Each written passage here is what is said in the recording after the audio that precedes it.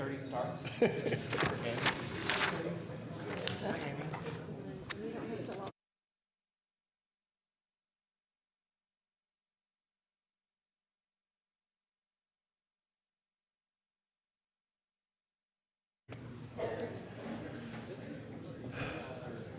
Good morning. We're going to get started this morning with an invocation led by Pastor Tommy Merritt of Southern Hills Baptist Church, and that'll be followed by the Pledge of Allegiance led by Councilman Matt Hinkle. Please stand as you are able. Let's pray. Father, we thank you for this day, and Lord, I thank you that you've woken each of us up this morning, that you've given us breath in our lungs. Lord, we acknowledge here at the start of the day that you are the giver and the sustainer of life. And Lord, we thank you for being our faithful provider. We thank you for giving us everything that we need for life, not only in this life, but also in the one to come. And so, Lord, right now, I thank you for these folks who are before me.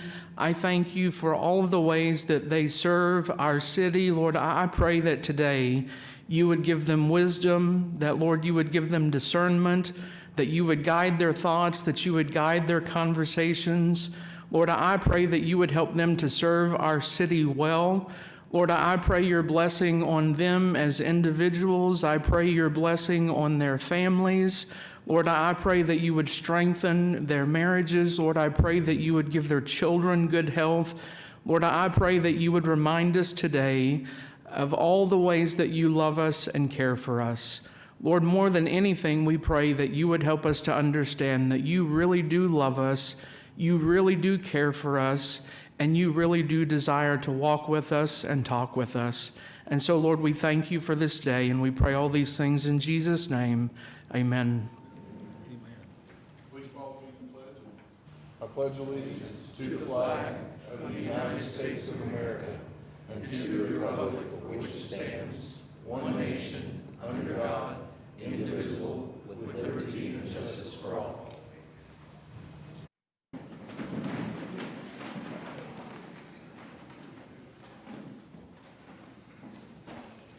All right, I call this meeting of the City Council to order, and we will proceed to item 3, presentations and discussion of the fiscal year 27 proposed budget. This continues a series of meetings that will culminate in a vote in June on the budget for the fiscal year that begins July 1st. Today we have presentations from Development Services, Parks and Rec, and Public Works, and I'll mostly lean on the city manager, I think, from this point forward to call up each department. There are no votes today, and City Manager, the floor is yours. Thank you, Mayor.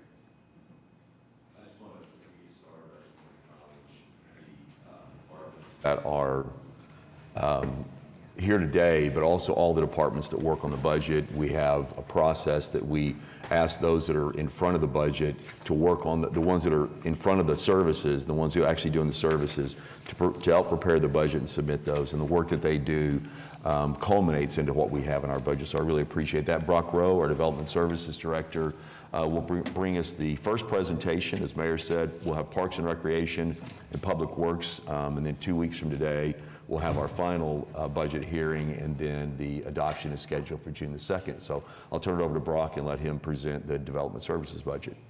Thank you, Craig. Good morning, Council. Good morning, Mayor. I am excited today to bring you this budget.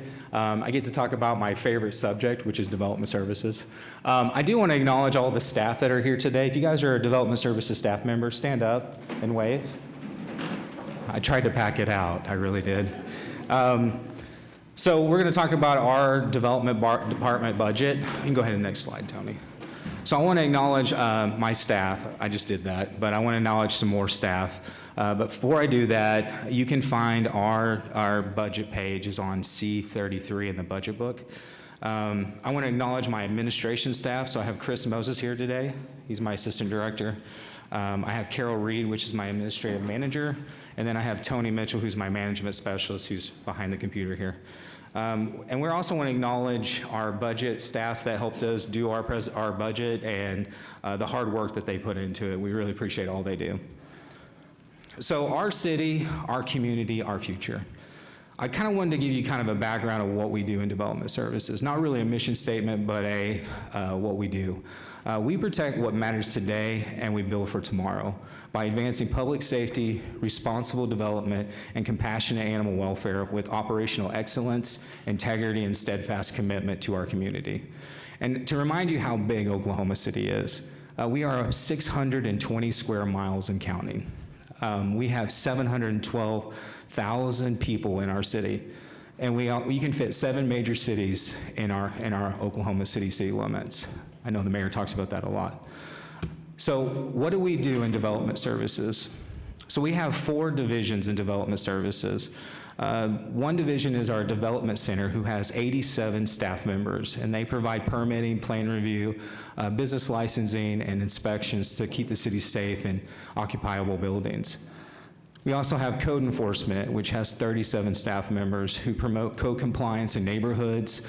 They work to clean up those neighborhoods, remove the nuisance, the trash, and all the grass and all those issues.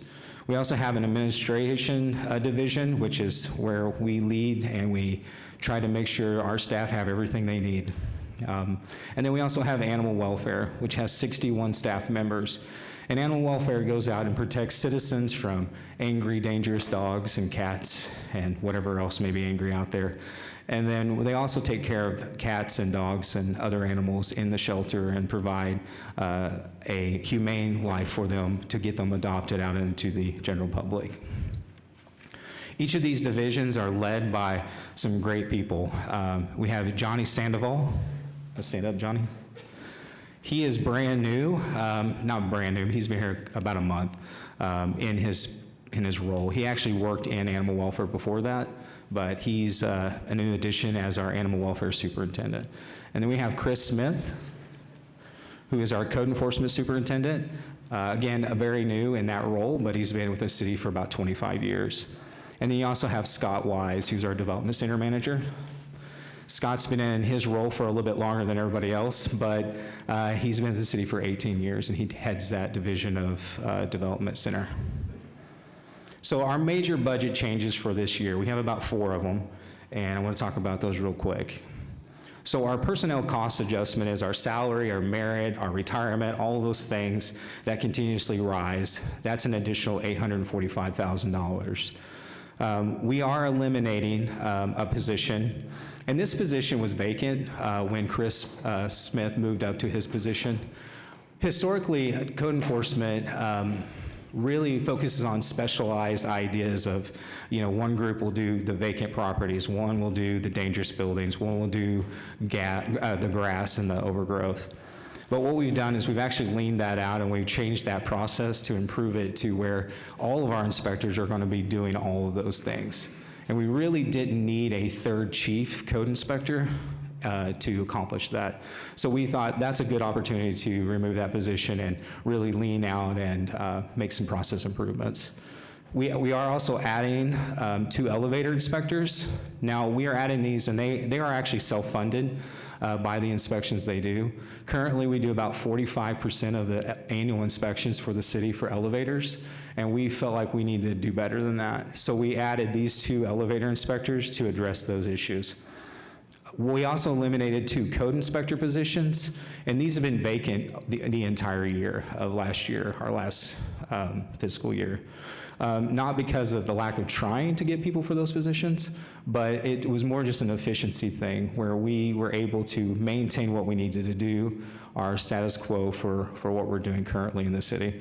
So those 3 positions were removed, but we did add 2 elevator inspectors. So this is our summary of our general fund expenditures. The administration has increased to 11.98%.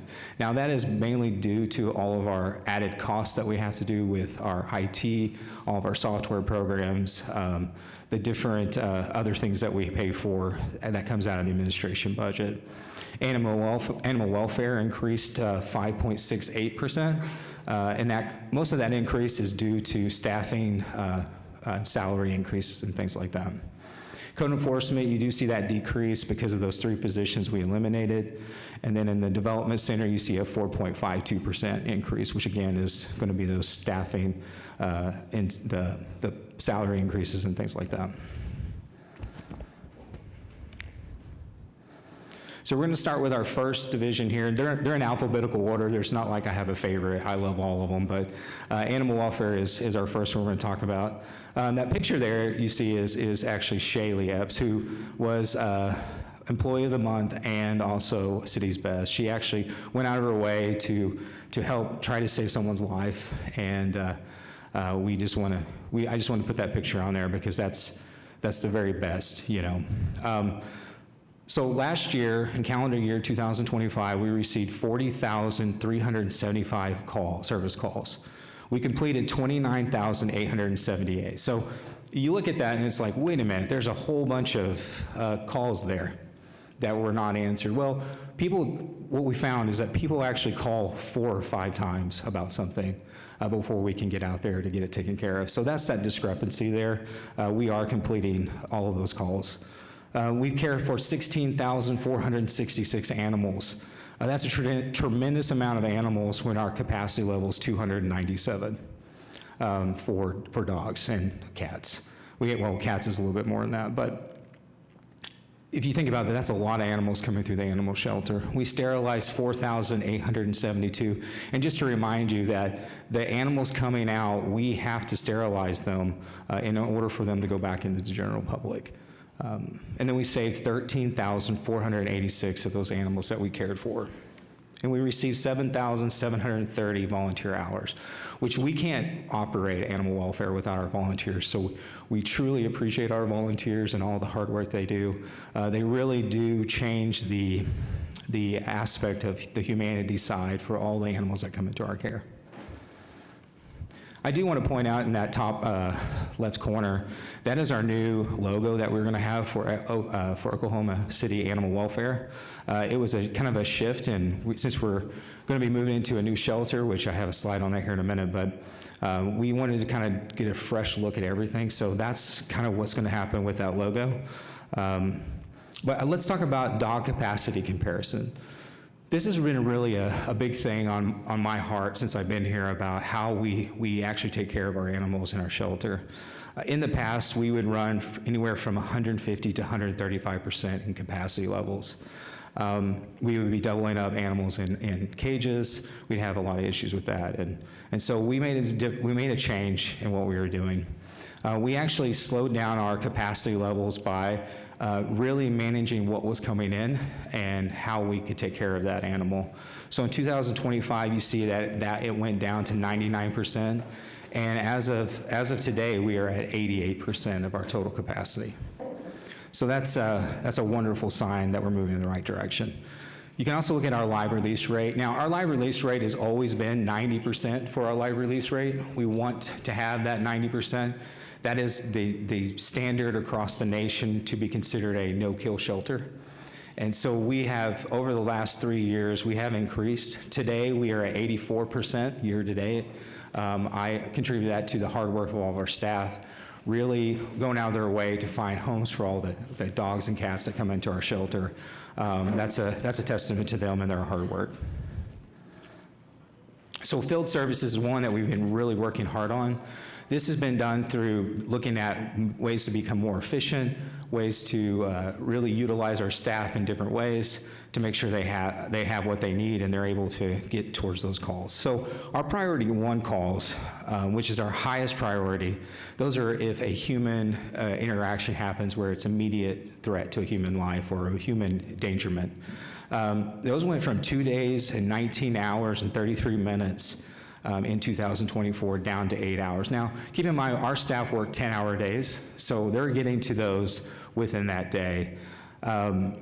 Let's look at the priority 2, which is an immediate threat to an animal, and those are down to 6 hours. And then you have the priority 3, which is our strays and things like that, which is down to 10 hours. So we're actually responding within 1 day to all those things. Now, if there is an emergency where it's like a really bad situation, our staff are immediately going there, the ones that are on call or the ones that are out in the field. These are just the ones that we have that are called in, and they are evaluated based on those priorities. So some of the operational efficiencies for animal welfare, again, we talked about some of these already, but we've leveraged our managed intake, which has tremendously helped the staff, helped the well-being of the animals that we have in our care. We've reassigned our full-time front desk desk representative to create a first-time full-time placement coordinator. Up until this point, we had a part-time, so only about 20 hours of our work week was designed for placing animals into fosters or into homes. And by having a full-time person to do that, it has tremendously changed how fast we can get the animals out of our shelter. We've also changed our field services to run calls directly through CAD. That has helped with that increased number that you saw on the previous slide. Before you had basically, it would go to CAD, and then it would jump to our another system, and they would have to pull it out of there. And so this is just kind of took out the middleman, or I guess the middleman is CAD, but it made us where we can just directly work through that. And then we also implemented our field officers placing animals directly from the trucks to the kennels. That seems kind of not that big of a deal, but it is a huge deal when you have to have other staff handle another animal. Less touches means the dog's going to be, or cat's going to be in a better state. It's not going to be as frazzled, and we can get it in there and we can assess it and make sure we can take care of it and do what we need to with it.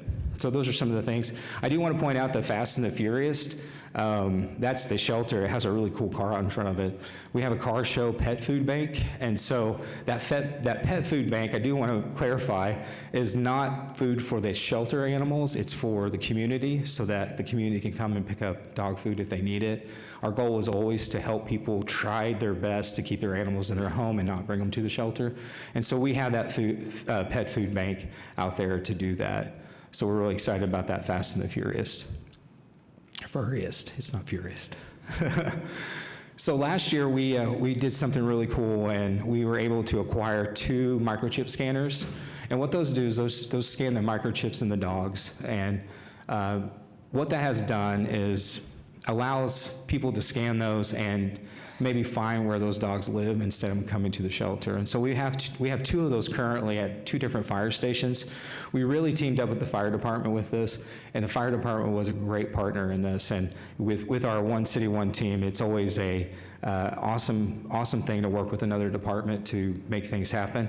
But what this is that you can show up at the fire station, and the fire department will help you scan the microchip, and then we can find the address, and you could actually take the dog back to where it came from. A lot of times dogs and cats, they just jump over the fence, and especially dogs, they just want to run around and do their business and then try to find their way back. And sometimes we interfere with that, and we bring them to the shelter, and now they're all in our shelter system. So we actually also acquired 4 more of these, and so we will be adding these to 4 more fire stations throughout the city, so citizens are able to use that and keep as many dogs and cats out of the shelter as possible. We also still have all of our community resources that we continue to implement. Our spay and neuter clinics, we have collars and leashes for dogs, dog houses, ID tags, our pet food bank, and then our low-cost vaccination and microchip clinics. And as you guys know, our coming soon is our Oklahoma City Louisa McCune Animal Welfare Center. This has been an incredible investment by the residents of Oklahoma City, and we are truly grateful for it. It was a much needed change, and we're excited about it. We may be moving into that building in September. I say maybe because it's all dependent on how fast it gets done. The total project will be completed in next year sometime, because we still have to build a barn and do some parking lot and some other things and grading. But we are excited, our staff are excited about it, to have an opportunity to have so much more space, have the dog runs outside, to give a little more enrichment to the dogs in our care, to keep them from going kennel crazy, and it really will make them be a better adoptable pet, and we can do a better evaluation on those dogs and cats at that point. So we are really are grateful to the residents of this city for voting for that. This is something new that you may or may not have heard of. We applied for a grant I guess it was back in February, with the Inasmuch Foundation. And we were able to acquire a grant of $2.26 million. And what it was for is, I applied for it as the Oklahoma City Humane Care Advancement Initiative is what I called it. It's a 5-year grant that is going to give us those funds, and those funds will support staffing expansion. We will be able to hire one more veterinarian and 4 veterinarian assistants for that veterinarian. One of our bottlenecks is processing animals, since we are required by our city ordinance to make sure that those animals are spayed and neutered before they leave, before they can be adopted. This has been a bottleneck for us. We currently have 2 veterinarians. We have a chief veterinarian and a veterinarian, and this will give us an additional veterinarian for that. It also gives us funding for cleaning the shelter, which has always been it's not a glamorous job, let's just put it that way. It's a lot of cleaning up pee and poo all day. And so having a company to come in and do that and facilitate that every day will relieve the staff that are currently doing that to be able to do a lot more enrichment programs with the dogs and cats, and a better outcome for all of them, and for all the animals that are in our care. It really would be a great thing. So let's talk about code enforcement. First of all, code enforcement is a name that we are looking to change. We are talking about maybe changing it to code compliance instead of code enforcement, because that's really what we're doing at this point. The numbers there are, we've done 83,000 inspections. I'm not going to do all the numbers, but they're all there. But I'll hit the highlights here. We've issued 2,949 citations. We've given 19,746 notices. We've removed 7,512 illegal signs. So our staff are out there working and taking care of it. That's one of our inspectors there who is posting that property because they are in violation of the city ordinances.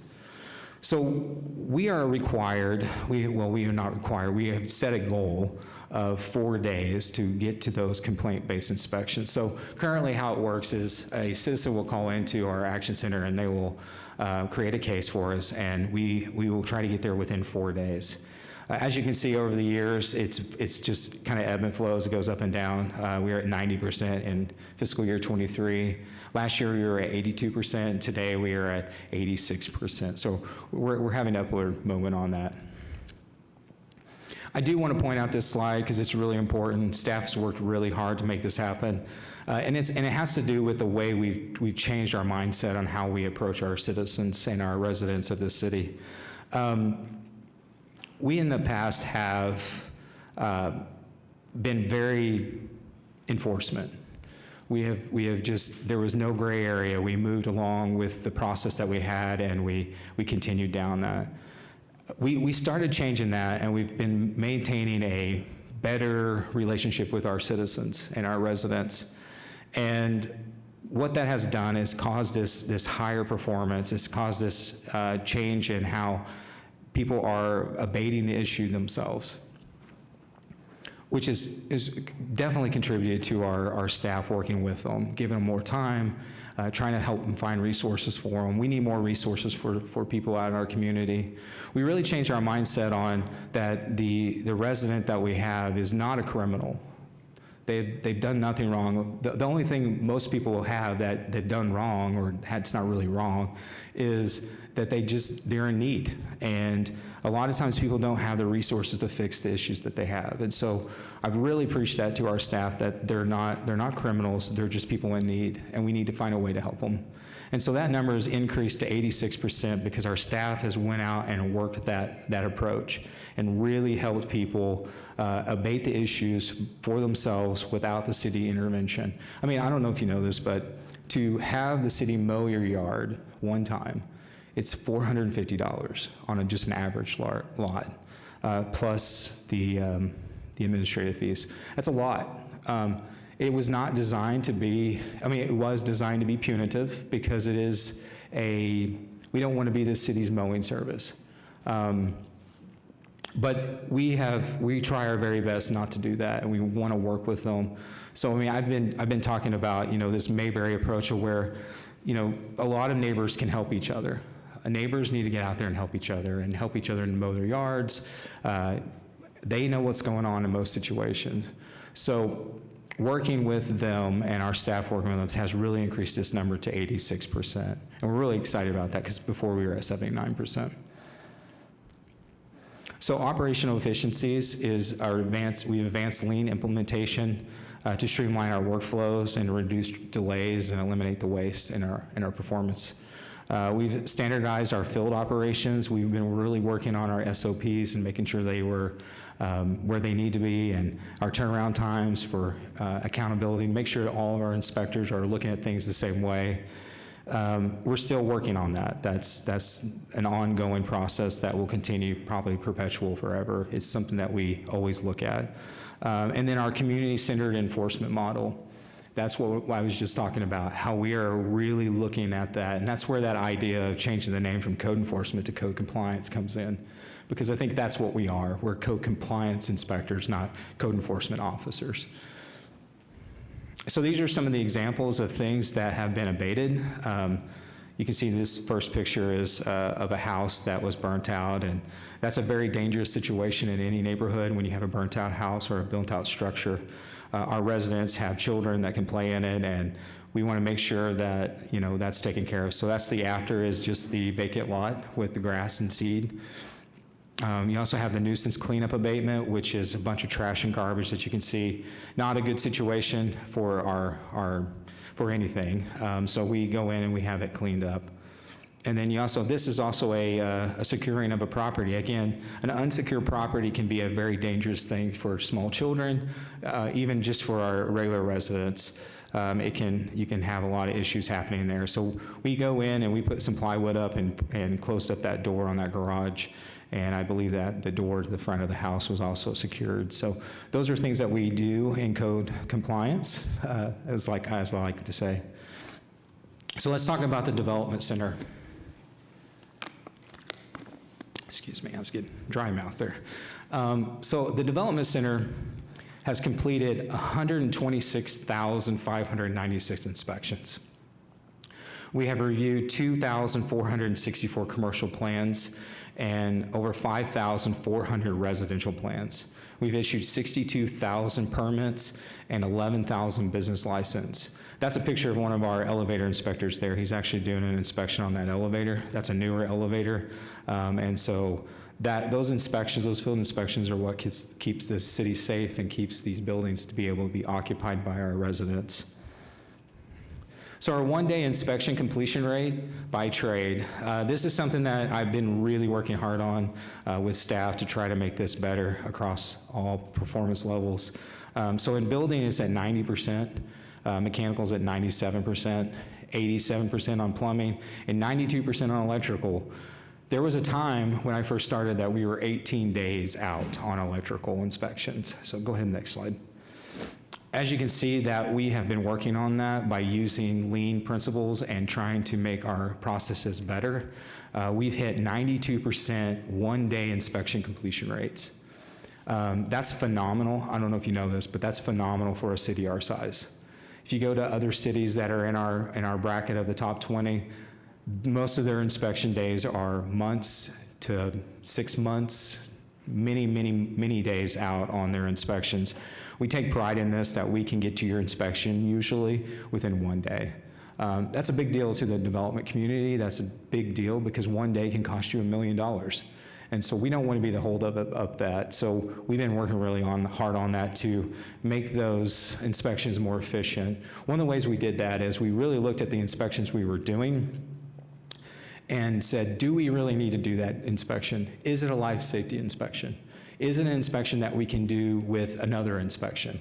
And so we've been looking at all of those things and trying to lean all of those out. We're still doing that. Again, that's going to be a perpetual thing that we continue to do, to look at it. And one thing about inspections is that is a moment in time. We're taking a snapshot of the progress on that building to make sure it's code compliant. So hats off to all of our inspectors who work really hard to make sure that they can get to all the developers out there and all the sub-trades that they have to deal with, and help take care of them and help them get into compliance. So I'm not going to read all of these, but these are some of the operational efficiencies of the development center. I do want to point out the lean processes that we are identifying. One of them is you see as storm shelter plans. I do want to point that out because it may seem like we're not looking at plans for storm shelters, but we are. We just had some redundancies that were built into there that were delayed how fast people could get their storm shelters, and that is not something we want to delay. Not where we live. And so we've been working on that really hard to remove those inconsistencies and those things that were not necessary. We also, we automated that process too with our storm shelter location registration. So now that when someone processes a storm shelter plan, we put them on, we know where that's at now. We do that automatically now instead of requiring them to send us a letter and tell us where it's at. We have done, one of the other ones I want to point out here is we've actually have fleet vehicles for our chief inspectors now. For a long time, our chief inspectors shared vehicles, and they would not be able to go out in the field to help their inspectors if they needed to. By doing that, that has increased our inspection time frame. They're able to go out and manage their team better. They're able to go out and look at the inspections that their team can't get to, and so that's really helped with that efficiency. Just a simple thing as a vehicle. We can go ahead and move on, Tony. So one of the things that we're trying to do with our development process as we look at it, you know that we've been looking at that for several years now. We had a consultant come in and talk to us about it. One of the things that I would like to do, and that we are doing, is we are going to take and put a group of inspectors, a group of plan reviewers, maybe one plan reviewer, we only have 10, but we want to put them in each council zone based on the growth of the city. We think this is a more ideal approach. That way, when our development community comes along and they say, hey, I need an inspection, or who's my plan reviewer, it's not random anymore. Before, it was a random guess of who your plan reviewer was. It was like a log of plans, and they would just pull from the top. And each individual plan reviewer would just have, whoever they got. And so now, if you build in Councilman Carter's area, you know who your plan reviewer is going to be. You know who your inspection team is going to be, and we're going to continue to do that. I think it's a more efficient way to do that. And as the city grows, we will have to probably modify a little bit. But what's great about it is in most of our groups, we have at least 10 inspectors or 10 plan reviewers. And so with the 8 council zones, we'll have 2 floaters that can help out if there are excessive plans or inspections in those areas. So it's a really good approach. It's a way to conquer the city and to set expectations for the general public and for our development community. I think that's the last slide I have. Do you guys have any questions for me today?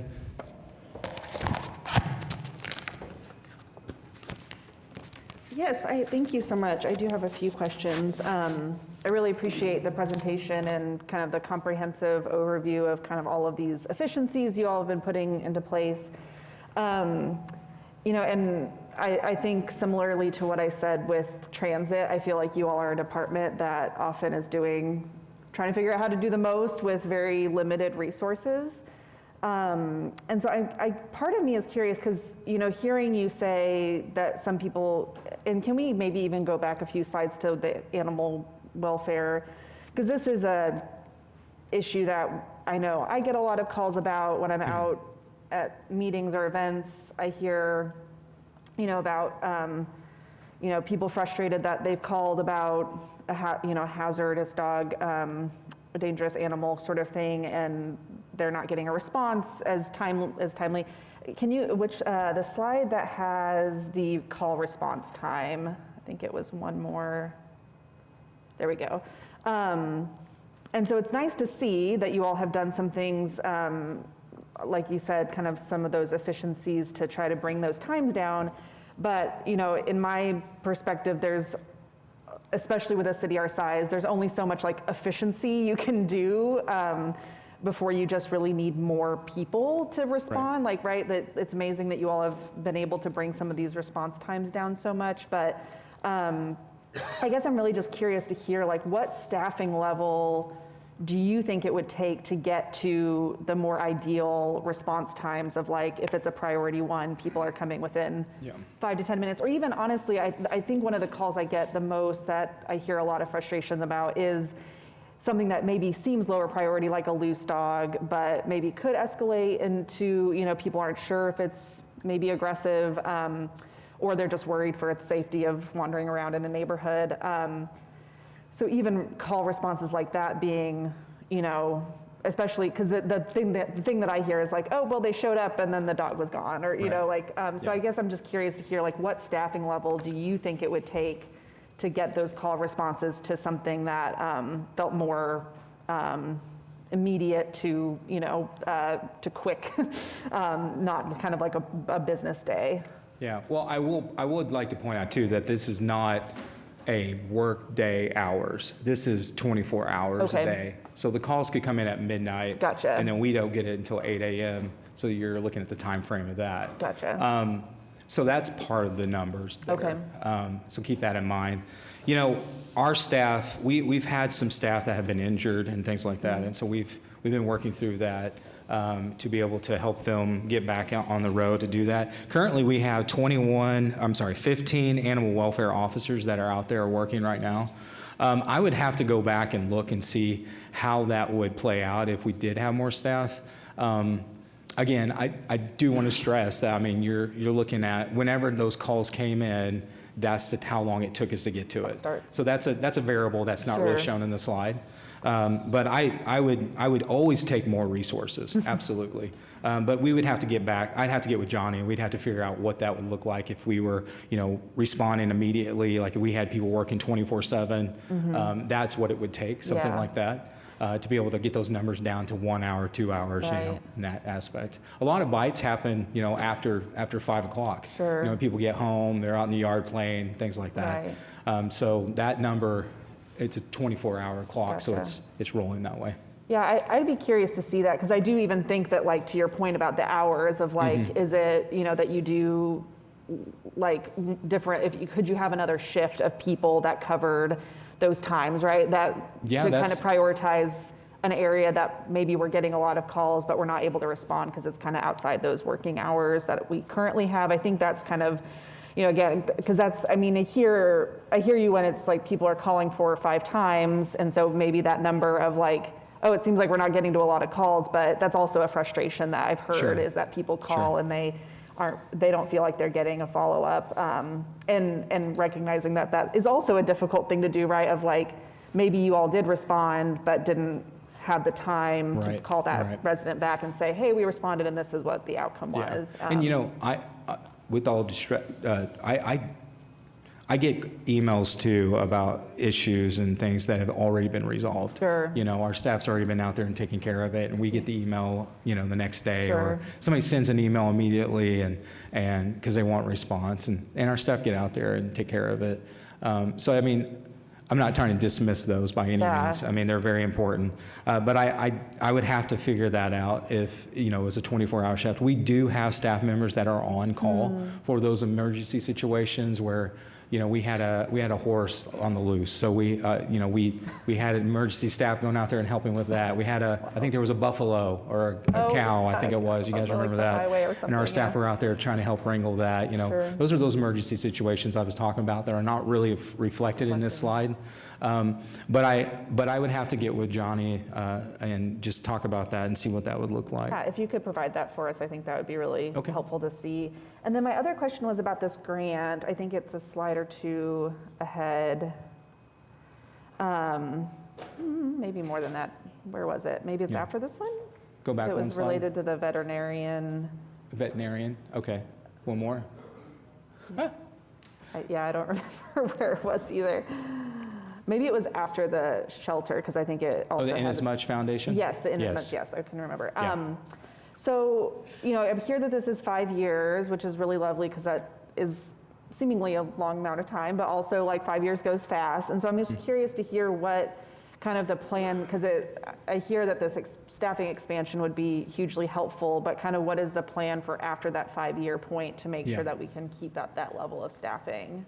So I've discussed this with leadership, and we made a commitment to over the 5 years, it's going to step down by 20% over 5 years, and the city is going to pick up the rest of it over 5 years. So after 5 years, it will be totally funded by the city. Gotcha. Okay, that's great, because yeah. I would hate We to don't wanna like lose them. see that, right, yeah, Absolutely. see that dip, or like it be dependent on like grant dollars to be able to Right. keep it going. So wonderful. Thank you so much. I appreciate it. Thank you.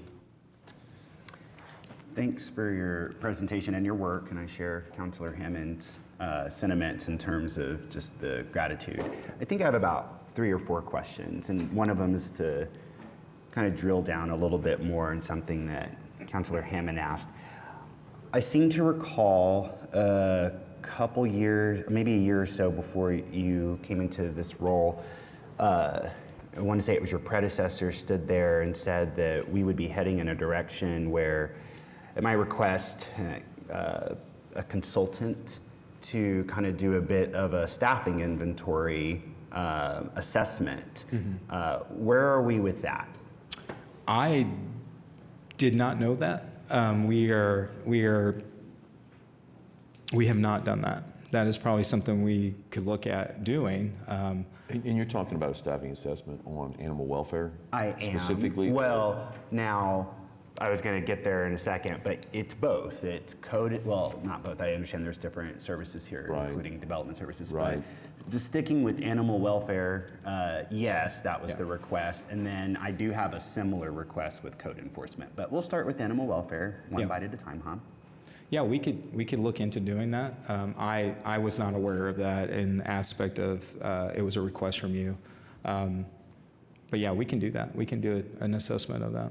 Yeah, and to be clear, it was an ask I had, and at budget, I cannot remember which budget, so forgive me, especially because we're coming out of finals week, so my brain's a bit mush, but I do recall your predecessor, I want to say it might have been their last meeting, like their final one, but it was them responding to what I had requested. And this really drills down into what Jo Beth is, Councilor Hammond, sorry, something that she has brought again to our attention, which is that as MAPS 4 is heading into reality with the new shelter, my understanding of the goal of the shelter, like why not just voters supported it, but why the council and then the staff was so supportive of it was, we have a capacity issue, right, in terms of space. And so by expanding the space, we can house more of our furry friends. Now, that was one approach, was expanding the space, but the other one is staffing, and specifically the staffing. Please, you're the expert here. I'm the student, but so correct me where I'm wrong. So it was space, but then it's the staff who can go out and respond, not just respond, but be proactive when it comes to spay and neutering. So if we can reduce that number of creatures who are out there that are not. Yeah. You have that, and so it's like a 1-2 punch. And so getting that staffing number right is critical, right? Because we're getting, it seems like the square footage of the new shelter, right? Now it's got to be that staff. So I just really want to emphasize. Yeah, I do have Johnny working on that. His dream goal for staffing. It wasn't really a consultant coming in looking at it, but it's kind of where we landed on the new veterinarian and the 4 veterinarian staff members. We were looking at our bottlenecks and what we could do to make that a better approach as we move into the new shelter. Again, also the cleaning services was another aspect of that to help with that, which would free up our animal care specialists to be able to do other jobs that we need them to do. So those are 2 things that, in as much, is going to be helping us with. But Johnny's working on that right now on his goal of what it would look like for a new shelter for staffing levels. But a consultant we have not engaged in. And again, if you can save money by not hiring a consultant, that's great. If you can do this in-house, but I just think that assessment that Councilor Hammond is requesting and that I have requested, I think is critical. And again, I think of my mom who is on Facebook, and she just, in her newsfeed, just this barrage of, animals in need. Yeah. And I'm telling you, anytime I go to dinner with her, this is like Yeah. a good half hour of her concerns, and I'm guessing Right. she's not alone. So that would be one thing. And then would you mind walking us through this new approach that we have where if, and I just want to preface this by saying I had reached out to you all about a year or so ago around Swatek Park in Ward 2 where there was a loose dog and called you all at late too. I want to say like 8 or 9 o'clock, and you all were actually out there. You reached back out to me. But I do want to better understand what's new in terms of if there's a stray Yeah. and a resident reaches out, and the comments I'm to understand that we give is keep that animal there. Well, Go ahead. Well, let me explain that just a little bit. I think there's a misconception of that. What we've done is we've eliminated or limited the amount of animals that come over the counter to the shelter, where citizens or residents bring them in, and they bring them to us, and they're a perfectly healthy dog that they saw in their neighborhood. They picked it up and brought it to us. We still take all the dangerous, injured, sick animals over the counter. And we also pick up all animals still through our field officers. So all of the loose dogs that are out there, all the strays, those are our priority 3 calls.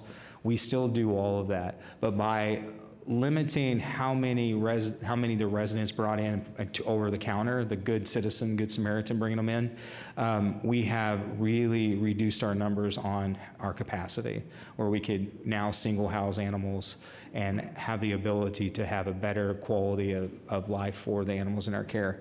But we still do pick up all animals that are out running around if they're called in from our field officers. We've never stopped doing that.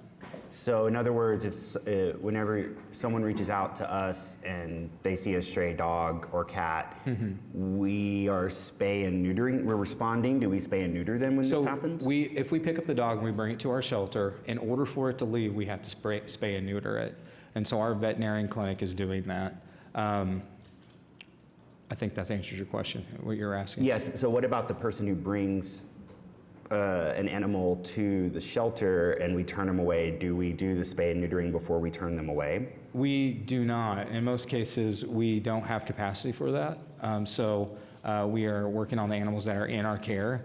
A lot of times, I was just telling our city manager about this the other day, is that, you know, a lot of times you pick up a dog on the side of the street and all it did was jump over the fence and it has a family, and now you've picked it up and you bring it from, you know, your ward all the way up on the northwest corner to the shelter. We only have about a 7% return rate for strays that we get in our shelter. That was kind of the idea and the concept for the microchip scanners, was so that people can return those dogs and cats back to their owners instead of bringing them to the shelter. That was another aspect of that, trying to change that need out there in the community. The last thing we want is for your dog to end up in the shelter that he was just out because he jumped over the fence, right? That's your family member. You know, we don't want to give your family member to somebody else, and just because you didn't know about it. And so a lot of times residents do that in good intentions, but sometimes it's a bad intention. A lot of times dogs will go back home if you just leave them alone. And that was kind of the concept behind that. If they're a perfectly healthy dog, give them a chance to go back home, you know. The shelter, I mean, it's 45 minutes probably to drive to the shelter from your ward, Councilman Carter. And so that is quite a traverse, and a lot of people won't think about going to look for their dog at the shelter, you know, that far away. They will think somebody just picked it up or something.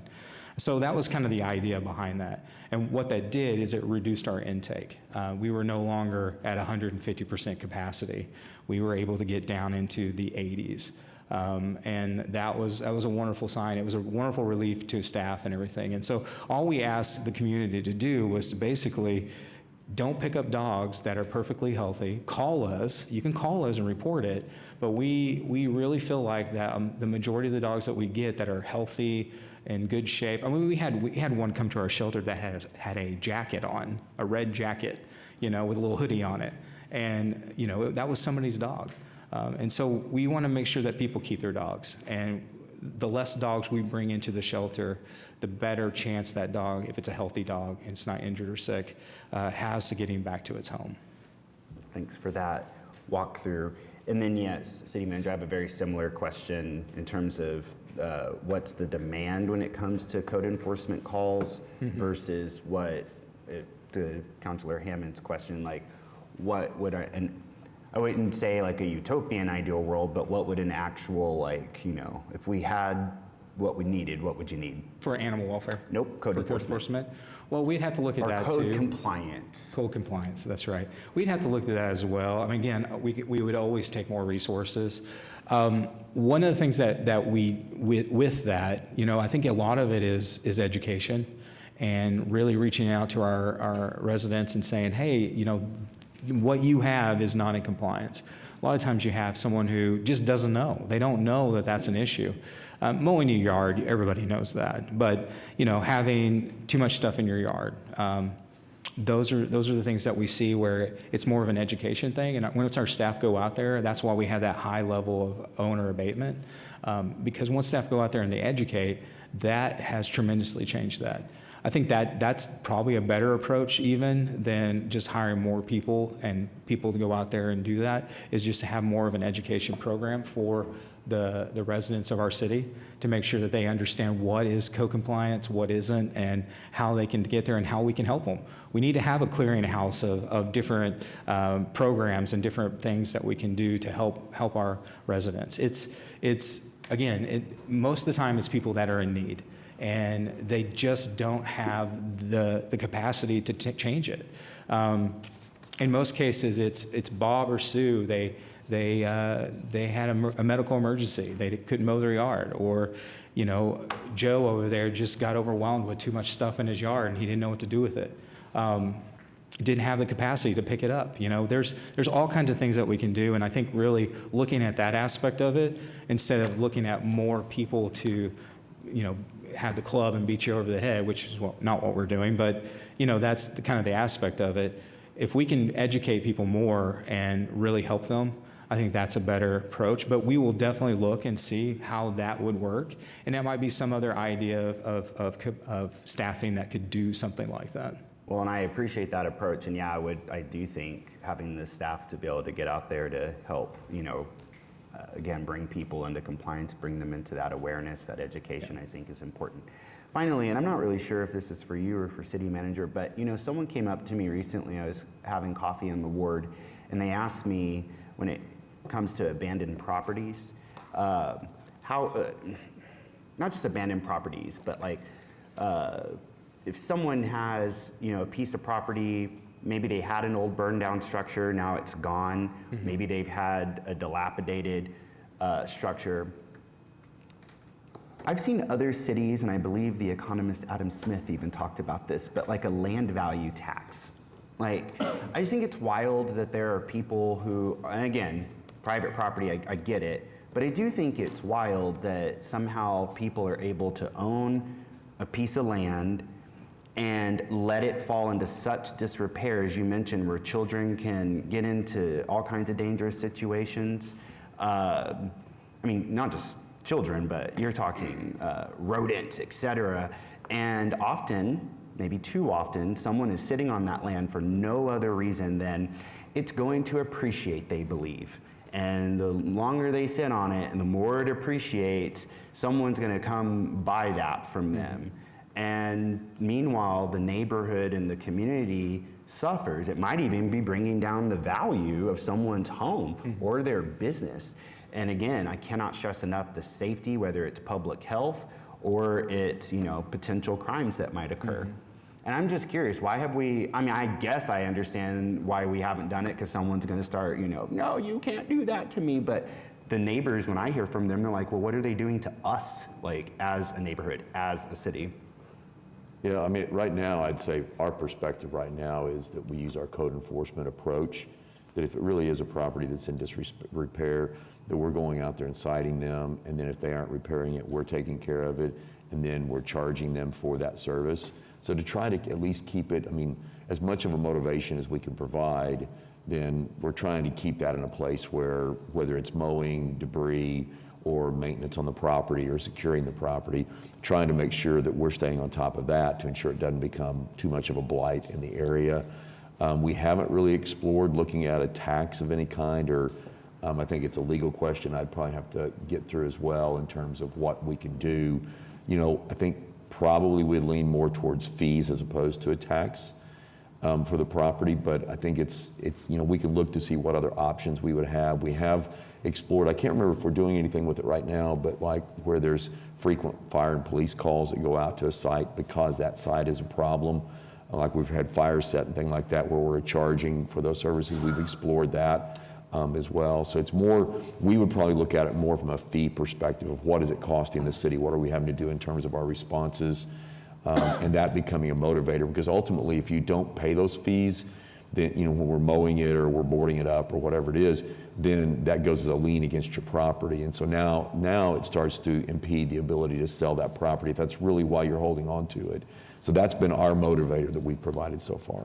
Yeah, and I appreciate the way you're describing that, because literally as you are walking through those examples, that's what I'm seeing. That's what the resident was bringing to my attention. You know, we have, I won't even name the intersection, but there is an intersection in Ward 2. There's a property, and code enforcement, I had you all go check it out, but you all can't go in to see what I am to understand are some really not well conditions. We can't go in. Meanwhile, that entire building covered in graffiti that we're gonna have to go abate, it's gonna cost taxpayer dollars to do that. And I just, to say nothing of all the, again, the concerns that we don't know what sort of negative outcomes could come because we're not inside that building. So. Right. I just want you to know that is something I hear not just 1 or 2 times from Ward 2 residents, but like, why is this building able to sit here and just keep accumulating things and skirt by in terms of compliance? So just wanted to bring that up in public. I wanted Ward 2 residents to know that I've at least voiced this for them. So I appreciate any work we can do toward improving that. I will say that, you know, if somebody does have a structure like that in their community or in their area, let us know, because a lot of times we don't know that it's there. Or again, our city is 600 square miles, and we are complaint based, and so we don't know if it's there, and we can't help if we don't know it's there. We always want to board up buildings that are dangerous. We always want to take care of that property to make sure that that blight doesn't happen in a neighborhood. And so please, you know, make sure that the residents of our city know that, you know, they need to contact us if those areas are there, and we'll take care of it. Great, thank you, and thanks again for your work. Thanks, Brock, and I want to say again, thanks to all those employees that came from Development Services. Appreciate the work that you all do every single day out there serving in challenging circumstances. So really appreciate the work that you all are doing. Thanks. Thank you, appreciate it. As Melinda's coming up, Melinda McMillan Miller is our next presentation with Parks and Recreation. As she's coming up, I do want to acknowledge, as we had the discussion around animal welfare and code enforcement and staffing, even if we went into inspections, same issue, that I just remind that as we look at our 5-year forecast when we come back and evaluate that in our workshop each year, one of the things you see is the population growth is on a trajectory that's upward, and our staffing growth is basically flat. It's stayed flat for a long time. So I could do this in every single department that we have, of like, go do a staffing study, where should our ideal staffing be? And I think we can continue to evaluate that, but again, it's just like we're trying to manage that in our priorities as we have the opportunity to be able to add staff back. But every single department, including what you're going to see with Parks and Recreation today, could use additional staffing with further services. So Melinda, I'll turn it over to you and let you give the Parks and Recreation presentation. Thank you, City Manager Freeman. Melinda McMillan Miller, Parks and Recreation Director. You'll find the Parks and Recreation budget on page 117 in your budget folder. The Parks Department is pleased to come to you today to present our FY27 budget. It seems that when I was going through all of my files, this is the 12th year of presenting budgets, and I'm really excited when I found out it was actually 12th budget year. I thought, wow. But looking back on it, I am incredibly proud and thankful for the staff that we have here.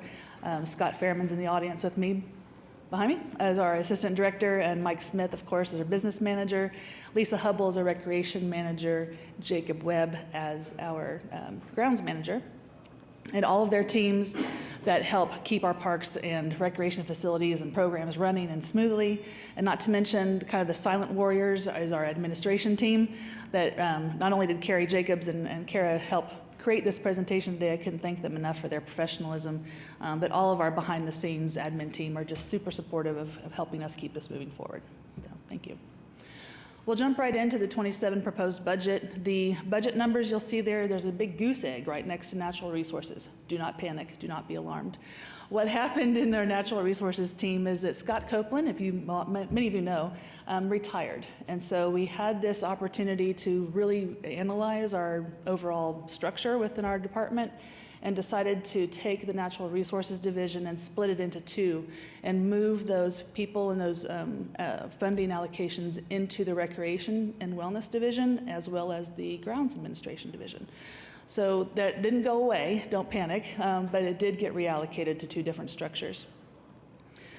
You'll kind of see how that structure happened with this slide. The administration team grew about by 2 positions with this. This includes a new Golf Marketing Coordinator 2 position that is supported by the golf system, as well as an overage position that became full-time. The, again, natural resources funding got split, not exactly equally in half, but it got split pretty proportionately between recreation that absorbed those positions and then as well as grounds management that absorbed positions as well. But as overall, go ahead, Mike, net changes to our budget came to about a 5% reduction in positions overall, as well as that was pretty much the bulk of our cost savings to help meet our target budget reduction of 2.4%. But we also recognize the impact of new capital improvements that we've made to the Parks Department. So things like Dewey Park, Edwards Park, which we'll highlight a little bit later in the presentation. There's some funding allocation that was added in order to help support and maintain those facilities. So that's the number stuff. I like to get into the stuff that really excites me and gets our staff really motivated and to help really moving ourselves forward. When Craig and city leadership decided to really dig in and create the city's core values, we were excited because, as you know, the Parks Department created their core values back in 2020. We've been working on those core values of our own for about 5 years, and they have evolved. As the city has evolved, so have Parks and Recreation. So now that the city has its core values, we also have our core values. So we dug in this year and really created Strategic Plan Phase 2 that we have now. And at your computers, you probably also have a copy of the 2025, kind of just a recap of all the different achievements that we did in Parks and Recreation that year. As just some good highlights. So making sure that we are pledging to partner, we are accountable, and have utmost respect within our team, as well as knowledge and service to our residents. We cannot do anything as a department without the ton of collaboration with all the other departments in the city. So between working with development services and animal welfare, with helping promote puppy days and adoption days, we partner with them to do that. Of course, Public Works and my partner with Debbie Miller and anything capital, working with them very strategically. But it's really a huge effort between all of our departments to work together, and that one team, one city is incredibly important to help the Parks Department be successful. So how do we do what we do? So as a department ourselves, we are more than just mowing grass and taking care of swimming pools. We have a great team of over 170 people that help take care of our parks. The parklands that we have, the lands that we are responsible for, not to mention the trails that are just growing in popularity and size, to all the different community centers, recreation centers, pools, golf courses, senior centers, senior wellness centers, our fish hatchery, events, not to mention all the sports. Let's go sports, right? Go Thunder. But we do all of this in support of your priority. The council priority of your 4th priority in all of your pillars is about enhancing recreational opportunities and community wellness. So our department can really dig in and dive into the 3 priorities of that by providing quality recreational opportunities, promoting healthy living and community well-being, as well as providing convenient, attractive, and well-maintained parks and recreation facilities. In order to comply with the provide quality recreational opportunities, we really focus with our aquatics teams, athletics, our performing arts, camps, and our recreation centers.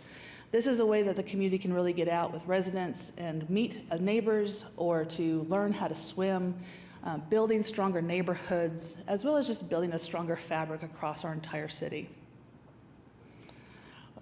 A lot of things that we like to talk about a lot is just how do we get kids involved in sports? We know the outcomes from sports that collaborate or that corroborate educational outcomes. We really focus on helping our partners across the city that really inspire our children, from whether it be the soccer programs or it's our PAL leagues or anything like that. We really focus on helping our communities become stronger through any recreational opportunity we can provide them.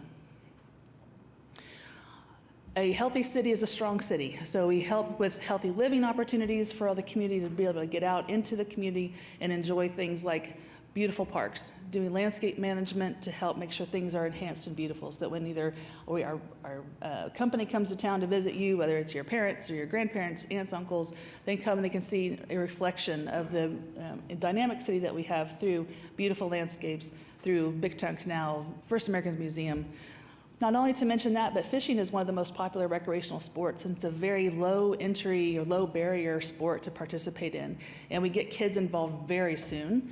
And being proud that we have one of the only municipal fish hatcheries in the country, it's one of those that's exciting when kids can come out and learn how to fish with our partners in the Police Athletic League. They can learn to fish, they get a pole, a rod, a reel, and they get to catch all sorts of bluegill. And believe me, the squeals is very exciting to listen to each time. Martin Park Nature Center, if you haven't been for a while, they have some new furry residents. Please go check it out, they're pretty cool. But not only Martin Park is our only nature center in town, so it really does give a break from more of the congestion to have the residents and especially school children go out and be in a more rural type of environment, but right in the middle of the heart of our city. So it's a really great opportunity that is really very unique. Not to mention that, but also Will Rogers Gardens. That's one of the most Sleeping Beauty Cinderella stories I think we have in our community, that it's an older garden, it's an older park, one of our cornerstone parks for the city. But the gardens themselves have really taken on a renaissance and gained in popularity, not only with new programs, but also just the landscape itself has been really enhanced. And it is becoming one of the most popular spots for things from wedding photos to, right now especially, senior graduation photos. And again, all of those programs and opportunities that we provide just really helps enhance the community so that they have a healthier opportunity for cleaner air, ability to be outside, exercise and recreate, and also just to meet their neighbors and create a stronger community. Maintaining the parks and facilities is probably the number one call we get the most often, is how can we get more responsive and get out there quicker to take care of our parks. So our park maintenance team, they take care of and inspecting over 111 playgrounds that we have in the city. Each of those playgrounds are going to receive some TLC with MAPS 4, so we're really hoping that with those improvements through the community and neighborhood initiative, that we'll really see the long-term or long-standing issues with maintenance on those playgrounds be completely changed. Also then, just not the playgrounds inspected, but the trails that we're building. As you know, we have almost 100 miles of full trails, and those are just getting more and more popular every year with all the new really large world level events that we have coming up, whether it's the World Championships at the River Sport or the Olympics coming up. People bringing and coming to Oklahoma City, they're bringing their bikes. They're right on the back of their vehicles, and they are using our trails. We'll meet people on the trails, and they're from a completely different state, and you'll think, did you cycle here? But no, they just came to visit, but they brought their bike. They bring their dogs. They come and they really love using our trail system to exercise. With our grounds maintenance team, of course, they're mowing over 15,000 acres of land, 174 parks, and they're doing that within 2 weeks or less. And that is a record for us. We have, at one point in time in my career with the city, we were at 3 weeks plus in mowing a park, and the grass was getting really tall. If you had a small dog, you were not finding your dog amongst the weeds.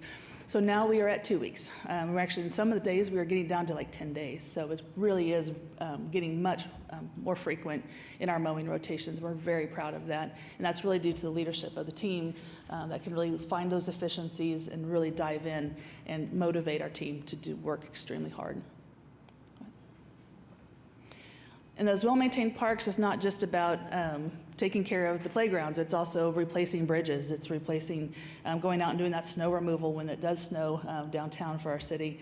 But again, it's about making sure our parks and facilities are maintained the best way we possibly can. Like I mentioned before, we couldn't do anything without our partners. So with our community partners, whether that's the Civic Center Foundation, First Americans Museum, Myriad Gardens Foundation, River Sport, or Scissortail Park Foundation, those are the bigs. I call them those are the bigs. They manage a lot of our big facilities that are Parks and Recreation allocated.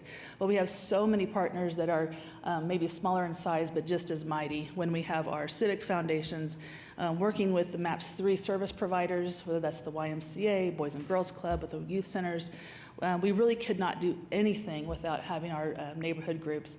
And I think when we brought our volunteer hours report back to you, probably, I can't remember, 5-6 meetings ago now, that volunteer impact through all of these different partner organizations is incredibly important to all of our success.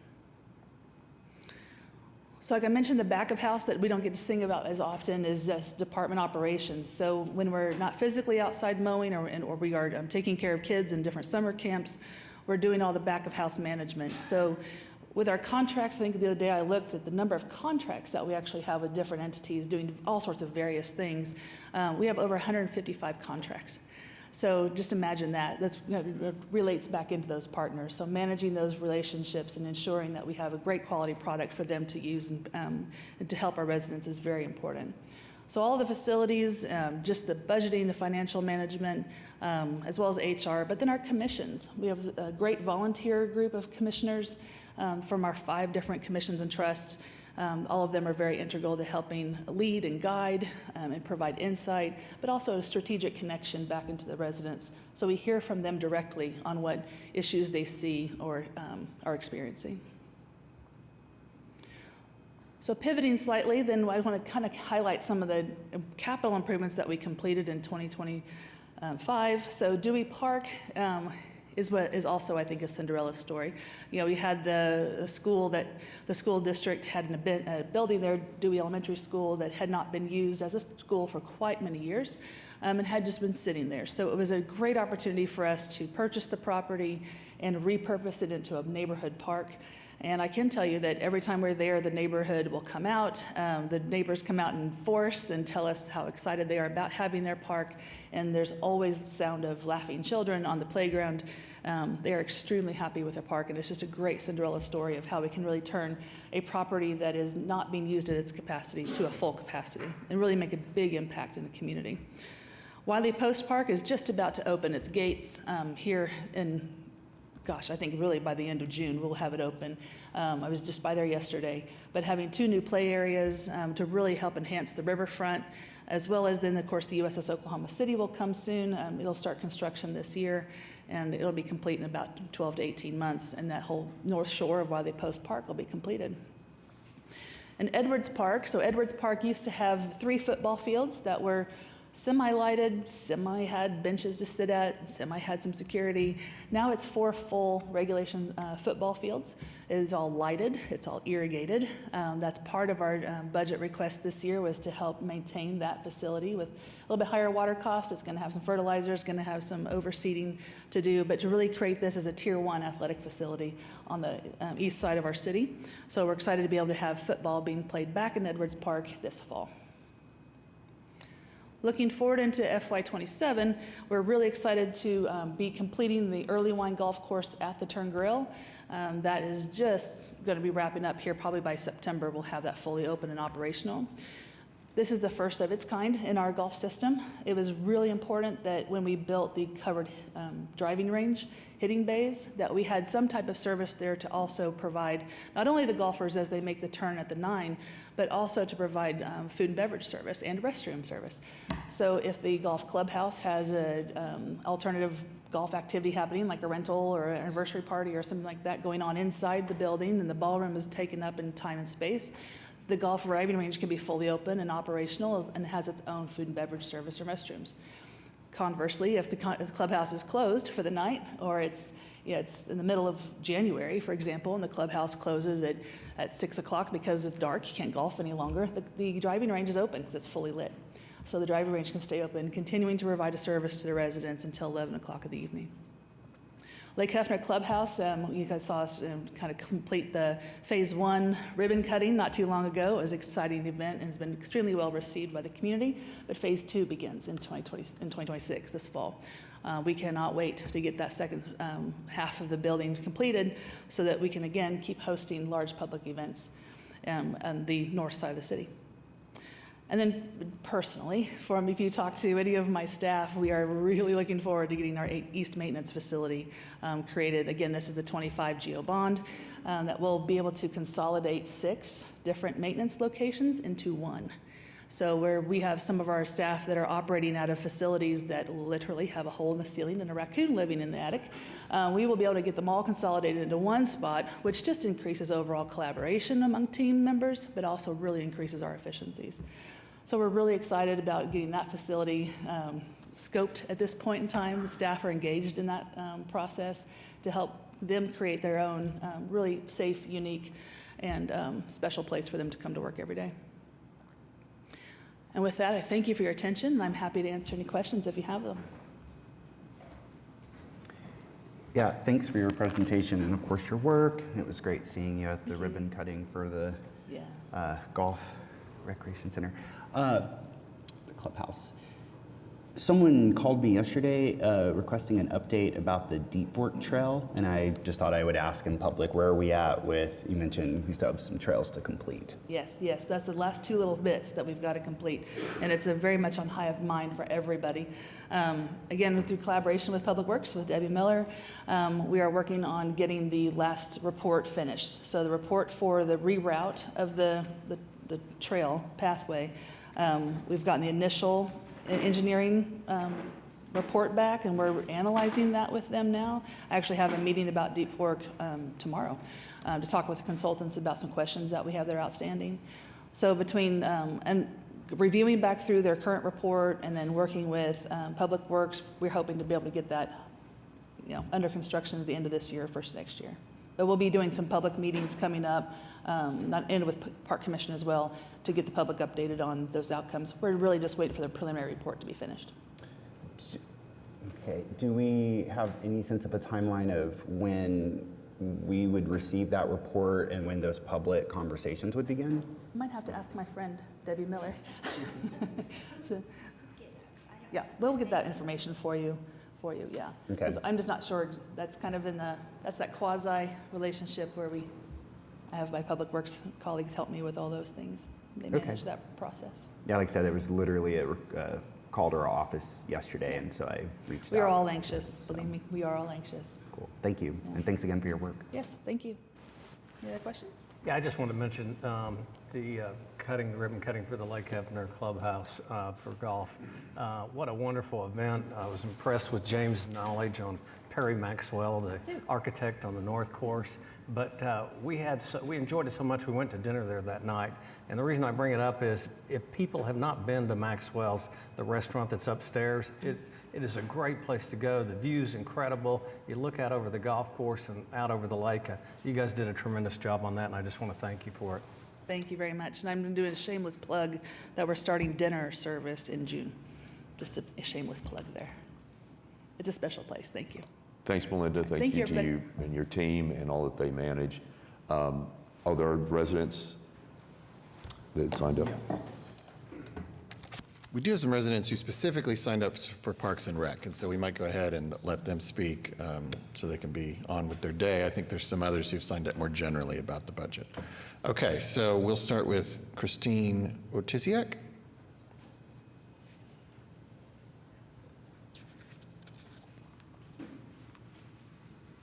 Hello, good morning. I know Melinda talked a bit about the importance of sports, so I'm excited to get to talk right after her about the importance of the performing arts and the performing arts recreation centers and programming through the city. I'm speaking to you this morning as a mom of 2 students at NWO, which is what we affectionately call the Northwest Optimist Performing Arts Center, a citizen and the vice president of Backstage Players, which is a nonprofit organization that supports the performing arts programs. As a mother, I can tell you firsthand the impact that building and that staff have had on my children, and not just as performers, but as people. Through these programs, they've found confidence, belonging, discipline, and community. They talk about their futures here in Oklahoma City now. They want to attend state schools. They see a future for themselves in the performing arts community that Oklahoma City has to offer. As a citizen, I can tell you that when my husband had the opportunity to relocate for work, it was this community that kept us here. The relationships and opportunities we found through Parks and Recreation programming mattered more than a new zip code. When we bought our home, one of the first things we looked at wasn't the commute to our jobs, it was the commute to the community center. As the vice president of Backstage Players, I can tell you that these programs ripple far beyond one stage or one building. They impact hundreds of families, volunteers, students, and audience members. This season alone, our organization printed 340 show season shirts. While some of the students are in multiple productions, this number helps reflect the sheer volume of kids and families who are actively participating, showing up, and investing in these Parks and Rec's performing arts programs. These programs are often talked about as enrichments or extras, but for many families, these are where community actually happens. They are where kids find belonging, where adults volunteer, and where friendships are built across neighborhoods and generations, and where people begin to feel invested in this city. The performing arts are not separate from our community. They are one of the cornerstones of it. I am deeply grateful for what has been built through Parks and Recreation, but I'm also scared, and I'm exhausted watching programs that mean so much to so many people constantly fight to prove their value. I'm one voice this morning, but there are countless others who have similar stories about the impact of these programs. I'm asking you to protect these programs and ensure they remain accessible and supported. These programs change lives, keep families here in our city. 30 seconds remaining. They help people feel connected to their city and to each other. They enrich and improve our city. Please don't let programs that keep families rooted in the city be the ones that are always fighting to survive. Thank you. Thank you. Eleanor Wojtysiak.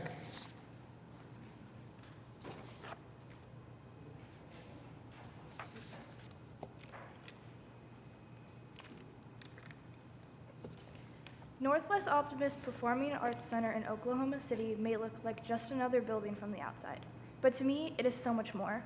It is a place where people can grow, learn, and truly be themselves. A building held together by glitter spray and safety pins, it is truly a place of magic. The first time I walked into Optimist was for a ballet class. I had recently moved to the area and was looking to meet new people. Luckily, I had found a way to make friends while continuing my passion for dance. I remember flowers and vines strewn, costumes and scripts on tables, and pictures of smiling kids hung all around. It felt chaotic, creative, and completely different from anywhere I had ever been. But what stood out most was the people. Everyone welcomed me like family, and within minutes, all my nervousness washed away because I knew I was in a safe and welcoming space. A huge part of what makes Optimist so special is the staff. No matter your age or background, you are treated with kindness, respect, and acceptance. They encourage every person to be fully themselves in a world that often pressures people to fit in. They genuinely want to spend the time to get to know you, help you, and make sure you always feel heard. The staff have become role models I look up to and hope to be like as I get older.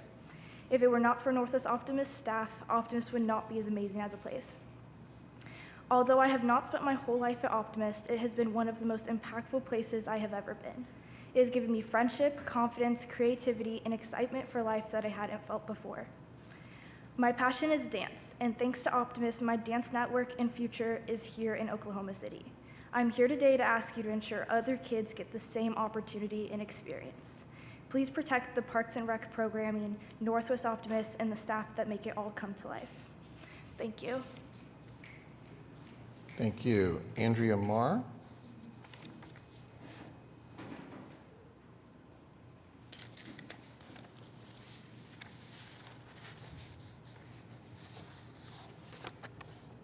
Good morning. I'm going to be emotional. My name is Andrea Maurer, president of Backstage Players. We are a 501c3 nonprofit volunteer-run organization that donates our time, talents, funds to the programming at Northwest Optimist and Sellers. Performing Arts Centers, Backstage Players has been around for over 13 years providing set materials, props, costumes, makeup, glitter, and mustaches. If you have been to Northwest Optimist to any show, you know we all love the glitter and mustaches. We have made improvements to the building, such as rebuilding a raised seating area because there are also never enough seats at any show.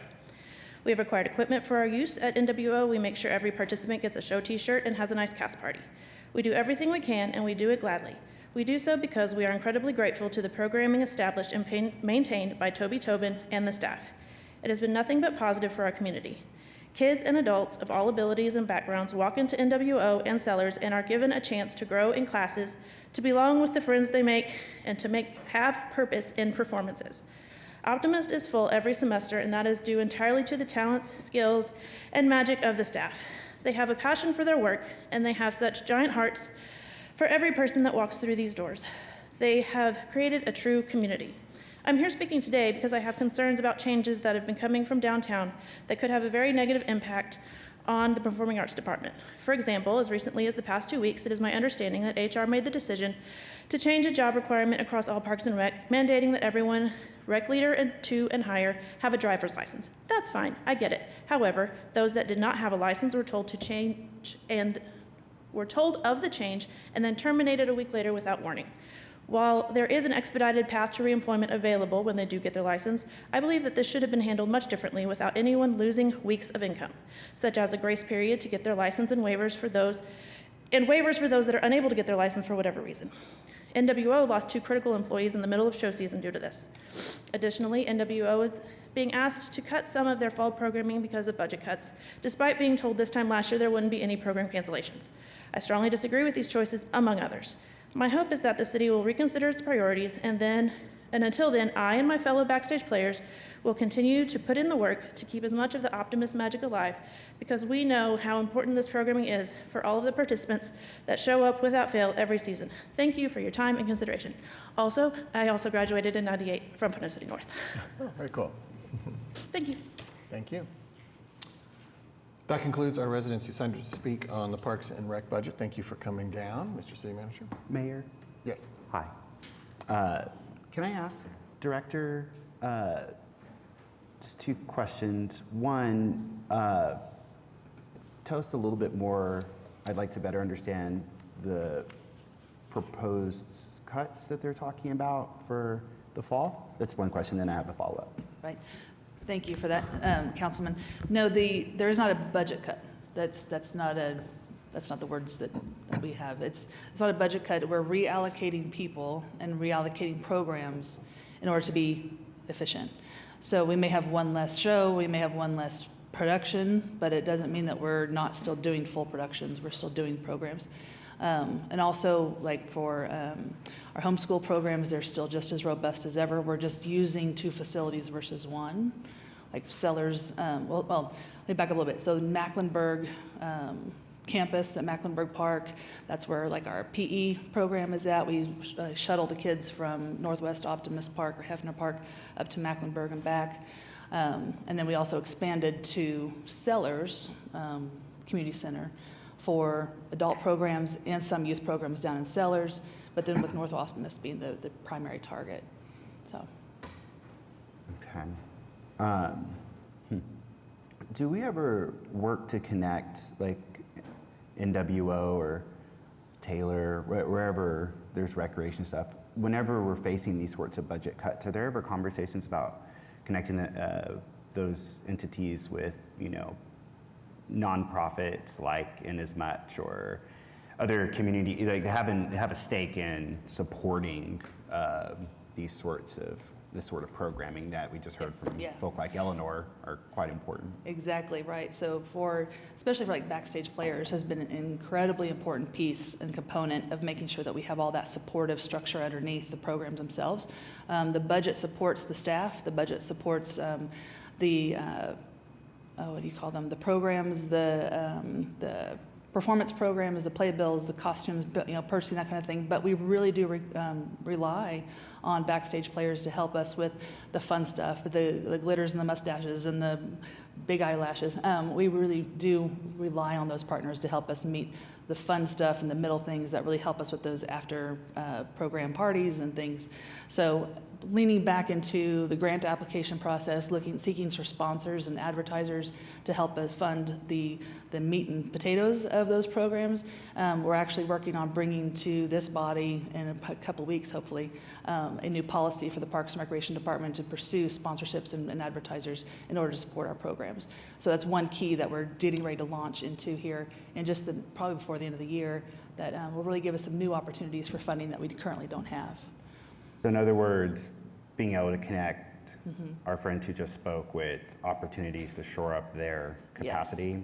Exactly, right. Okay. So I'm we seeing have all this opportunity that we just needed to get the administrative alignment created and the policies created and approved, and so that we can now get launched. We're really excited to bring that to you here in just a couple weeks. Thanks for that update. My other question is, I pulled up here the 2025 bond, and I know there's $12.5 million in improvements heading to our Yeah. NWO. Would you mind NWO? walking us through what that would look like?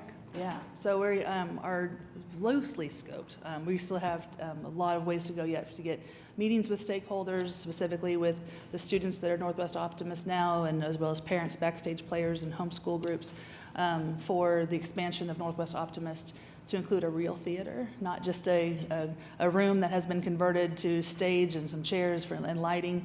That will be a real theater. And so we're excited to be able to get that built and constructed, working with Public Works. It's going to be really dramatically changing, I think, for that whole program for children's theater. Will be really impactful. I would encourage, well, first, also, well, thanks for your walkthrough there, Director, and then thanks to the residents who spoke. I would encourage you all strongly to make sure you're in conversation with Parks regarding what your vision is for that facility. As Councilor Hammond said a bit earlier, 5 years suddenly just poof goes by, and so you might think right now adding your voice to something that doesn't quite exist, it's like, oh, that feels so abstract and so far away, but suddenly it's a reality. And so make sure that you add your voice to what improvements you all would need there, voice them. Yeah. I just think that's a very critical thing. And keep me posted when there's opportunities to come. I know you've invited me when I have teaching evening responsibilities, but I will be there when I can. So anyway, just thank you for walking us through what those improvements could look like. The stakeholder engagement will be incredibly important for that facility, all the way around, always is. Okay, thank you. Thank you again. right, As thank Debbie you. Miller, our Public Works Director, is coming up for the next presentation, I do want to acknowledge too that with Melinda and her team, how many partners they work with, and we have so many volunteers who make so many of the programs really effective in the different parks. And that's true in a lot of different organizations. Animal welfare is another one with the shelter, the zoo is another one. So we've got a lot of areas where we have a lot of volunteers who help really provide the services in our community. So we're grateful for those partnerships. Debbie Miller, our Public Works Director, will present the Public Works budget. Good morning, Mayor and Council. Debbie Miller, Public Works. I'm excited to be here today to present our budget for fiscal year 27. Our budget begins on page C157 of the budget book. I'd like to thank my staff who helped prepare the budget and the presentation, Brandon Bundy, Barry Lodge, Shannon Cox, Billy Little, and Mike Miller. Thank you very much. So we're one city, one team. Our mission is to provide construction and maintenance, private construction review and inspection, and emergency first response services to live, work, and play in a safe and supportive community. So this is Public Works at a glance. Here you can see out of 621 square miles, all that Public Works is responsible for. I'll highlight the 817 signalized intersections. We do have 450 of those converted to the LED lights, and with 130 equipped with battery backup.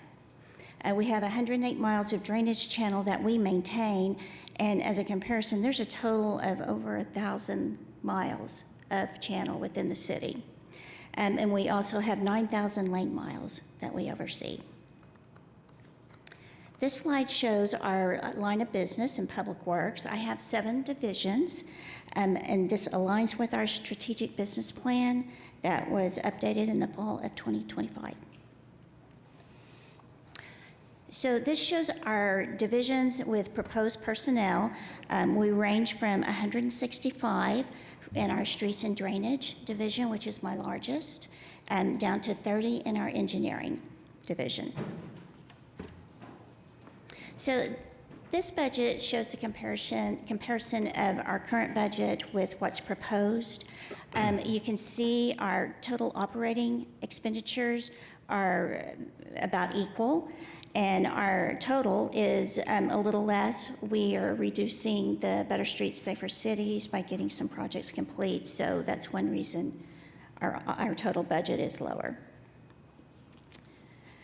We did show on the previous slide, we had 398 employees, and we are going up to 400 this year.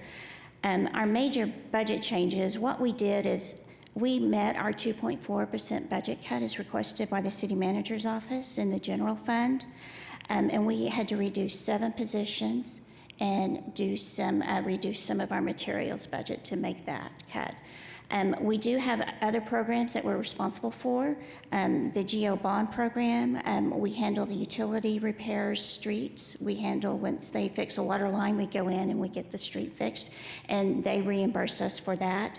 And then our drainage utility, we're adding another position at the river. So we're adding a total of 9 positions, which shows a net of gaining 2. And here's an example that kind of explains why we are having to do this. With the new 2025 GO bond program, we are having to increase our staff. With the reduction or the completion of the 2017, we had reduced our staff and project managers. Now that we have the $2.7 billion program, it's 2.5 times larger than what the 2017 is. And so this is support staff to help us get those projects going. So this shows our budget funding by funding source. We have several different programs that we are responsible for. We have the Stormwater Drainage Utility Fund. We handle the implementation of all the impact projects for trails, parks, and streets. And we are still working on the Better Streets, Safer Cities program. And this does not include any of the GO bond program in this budget. So this shows our operating budget at $62.5 million. As you can see, as you would expect, the streets and drainage maintenance is our largest at 33%, and the remaining divisions circle around. Our lowest is our stormwater quality at 4.5%. So we'll go to our administration division. This has like financial management, human resources, and records management. And they provide comprehensive support to all the divisions throughout the entire project lifecycle, guiding initiatives from concept, planning through design, development, and ultimately to final construction and completion. Here is our engineering division. This division oversees 681 bridges and 9,000 lane miles of paving. They provide support to all divisions throughout projects that we have, and they also provide support to other departments. Their core functions include developing and reviewing bridge maintenance strategies, conducting pavement condition assessments, and coordinating replacement and rehabilitation plans.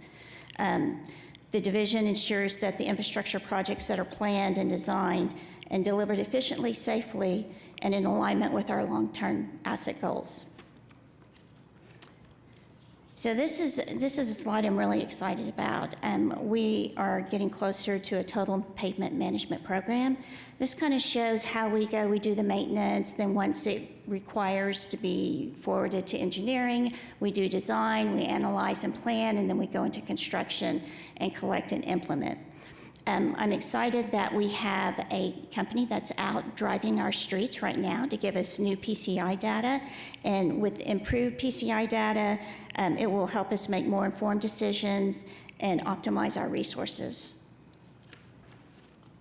So technical review is another section within the engineering division. They review all private development plans. And an example of this is a developer comes in and he plats a piece of property. He wants the streets and drainage to be public. So we review those plans, make sure they meet all of our standards and meet the ordinances and are in compliance. So this next slide just shows the amount of work that's coming through that department. This year it's estimated to have almost 6,300 permit reviews, and those are right-of-way, revocable, forgetting one. And then they are estimated to have reviewed 500 private development plans. Our LFR goal is to be at 4 weeks or below for returning plans when they're submitted for review. We've had some turnover in that section. We are hiring some new people and getting them trained, and we're hoping soon to get back to a 3-week review time. So our project management division, this is contract administration, grants, infrastructure, and our facilities. This division delivers construction-related services that support the GEO bond projects and impact projects. It includes guiding initiatives from initial project inception and early planning through detailed design development, construction oversight, and final project completion. This team works with all of the divisions within Public Works to ensure projects are efficiently managed, technically sound, and aligned with the city's long-term goals. This shows over the years the GEO bond and the sales tax program. As you can see, the sales tax program is winding down. We have 2 streetscapes that are currently in construction, and we have 2 that are remaining to be bid, and that would be the Northeast 23rd Street and the Portland 23rd to 36th Street. So the Better Street, Safer City is very low, but we do expect to have $200 million worth of projects on the street this year from the GEO bond. This is our, I went too far. This shows the number of miles we resurface. We always strive to do 100 miles a year in resurfacing. With the completion of the 2017, that has gone down, and we're slowly starting to ramp up, and we expect this to get back up to 100 once we sell additional years in the bond. So this shows the condition of city streets. Here you can see in 2017, we were at 65, and we've been able to maintain a 70 for the last 3 years.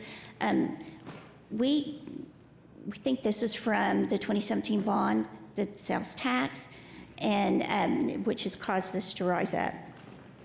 The annual survey, it's extremely important to the residents. Streets are always a high priority, and the national average for streets is at 37%.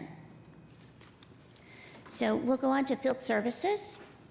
This division delivers construction-related services that support all of our construction projects, both city projects and private development. They conduct inspections of infrastructure projects and provide precise professional surveys. Through consistent expertise, coordination, and project leadership, the division helps maintain safe, reliable, and sustainable infrastructure for the city. They do private inspections, public inspections, and utility locates.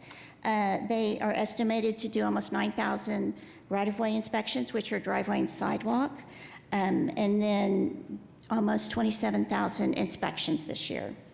They've completed 150 surveys, and they also complete our traffic locates. With Oki, we're required to go out and mark where our traffic lines are, and so we have a crew that goes out and they take care of that for us. So this shows inspection work orders. We expect to have 450 work orders issued this year. This does compare with the technical review plan reviews at 500. We expect to have almost 40,000 of annual inspections, and we have 44 construction inspectors who complete that. Stormwater quality. They provide inspections, enforcement, technical services designed to protect the public health, safety, and the environment. The division also delivers public outreach to educate residents and businesses of best practices for pollution prevention and responsible waste management. We offer household hazardous waste collection and disposal services. We ensure that these materials are managed safely and kept out of the stormwater system and the landfills. Staff, they coordinate emergency response efforts with spills, illicit discharges, and other environmental hazards.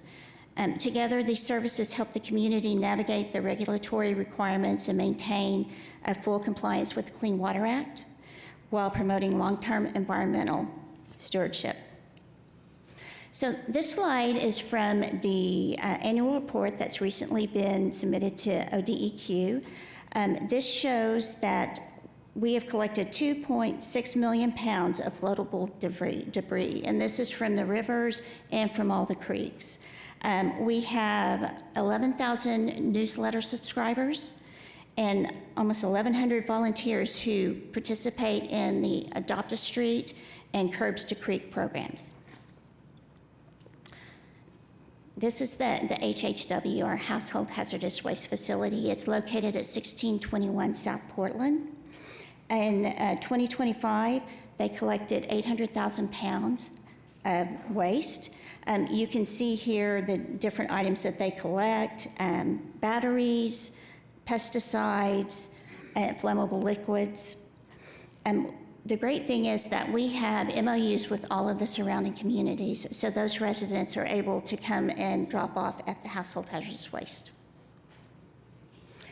Every year we have a special collection at the fairgrounds. This one was held April 11th, where we collect items that aren't taken at the HHW.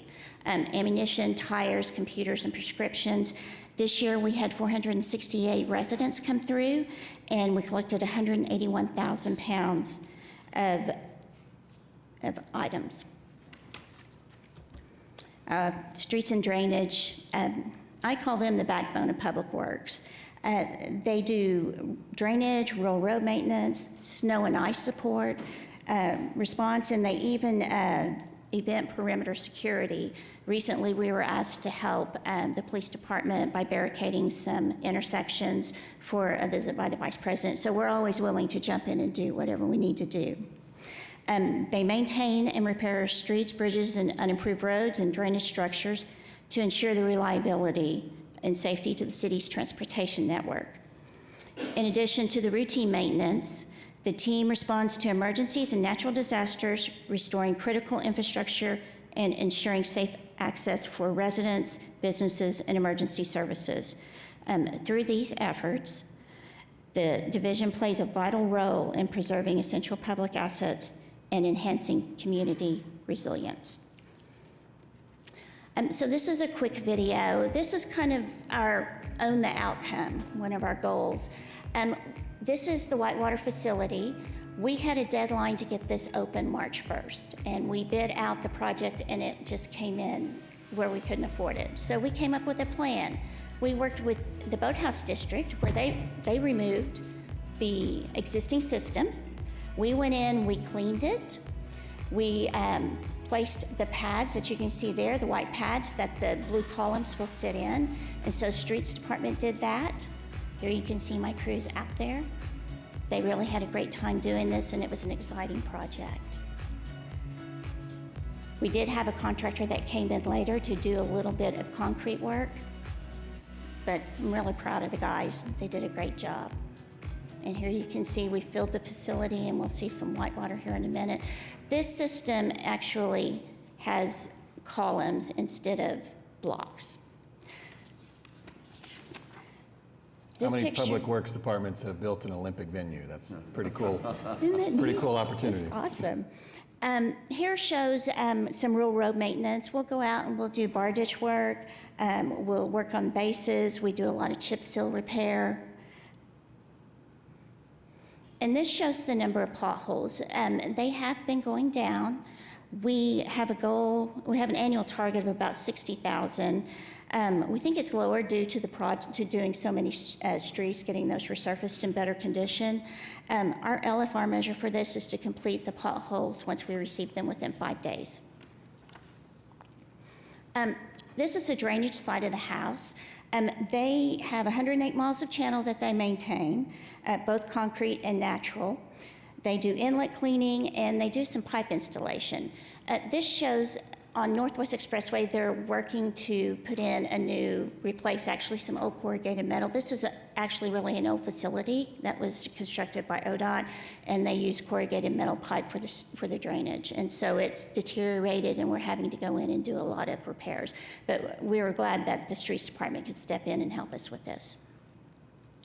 And they expect to have over 2,000 drainage repairs this year. Traffic services, traffic engineering, traffic transportation, and traffic operations. A couple of years, we combined the traffic operations with our traffic engineering, and so created the traffic services. They review the design and construction of traffic facilities to ensure that they meet the safeties, operation needs, and regulatory requirements. They maintain all regulatory signs like stop signs, yield signs, no parking signs. They do some roadway striping, and they maintain the traffic system, the signals. They provide timely repairs and coordinate replacements to support that safe and efficient travel for the residents. In addition, they manage day-to-day traffic control infrastructure, and they collaborate closely with the state, regional, and federal agencies to plan and coordinate and deliver transportation improvements that address the city's growing mobility needs.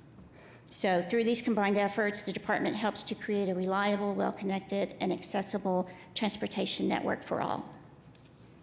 And I wanted to highlight a program that we have. This is the ASAP program, the Alternative Speed Abatement Program. And this is a program where we have residents, neighborhoods, they submit, they go through a permit process and petition process.